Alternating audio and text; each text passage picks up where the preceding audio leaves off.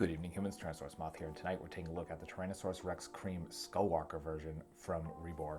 Let's do this. Aesthetically speaking, this figure, statue, model, whatever term you use for it, looks absolutely stunning. If you are familiar with Rebor's work at all, they go all out, and this is no exception in that regard. Just sculpt, head to toe, literally everywhere. Just amazing variation as well. I mean, whoever does the sculpt work for them is phenomenal. Just insane amounts of scale work and paint and just everything. As we can see, you know, all those scales all the way to the tip of the tail. Just really nice work. I like the little flare here at the end. Again, kind of more evocative of the V-Rex. Seem to be getting a lot of those recently, and pretty much the whole thing kind of looks more like a V-Rex, which I think is the intention. And even though I think they did a proper V-Rex with even the like kind of hair lip sort of look in the front. This has, I guess, the tiny bit, but not really pronounced. And speaking of that mouth, teeth look phenomenal. As you can see, there's kind of a semi-translucency to them, if I can get that to focus. This kind of like yellowish look just looks amazing. The inside of the mouth sculpted beautifully. We get that pink color with a nice little bit of a dark pink wash over that. And even back down to the uvula is all sculpted. Looks amazing. There's this nice gloss over it to give it just a wet look. Makes it look real as can be. Just good stuff.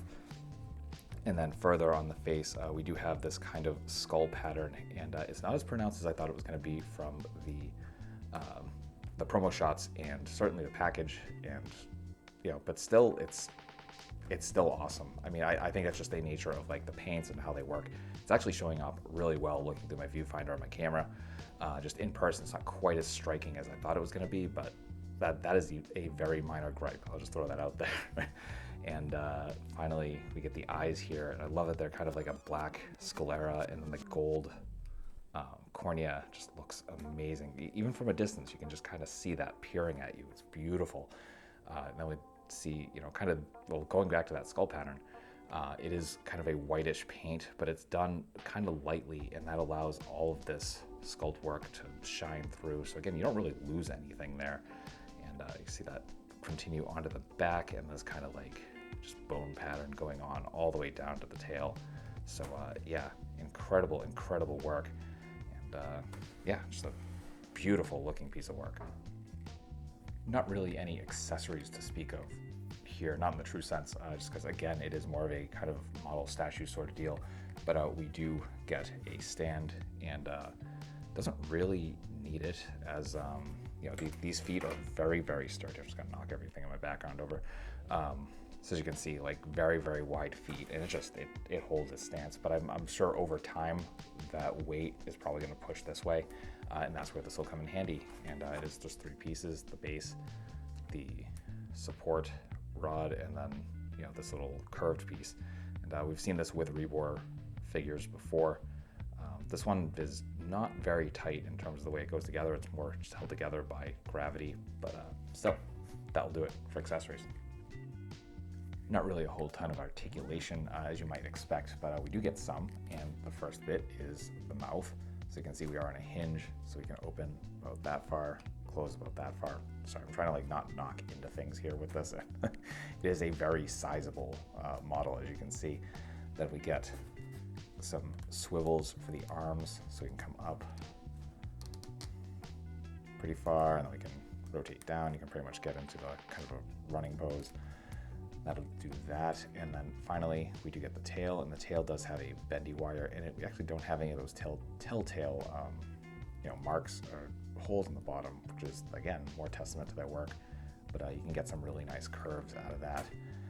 Get a little bit up, a little bit down. So yeah, that will do it for articulation. Getting into size comparisons, here they are with a couple other Rebor Rexes.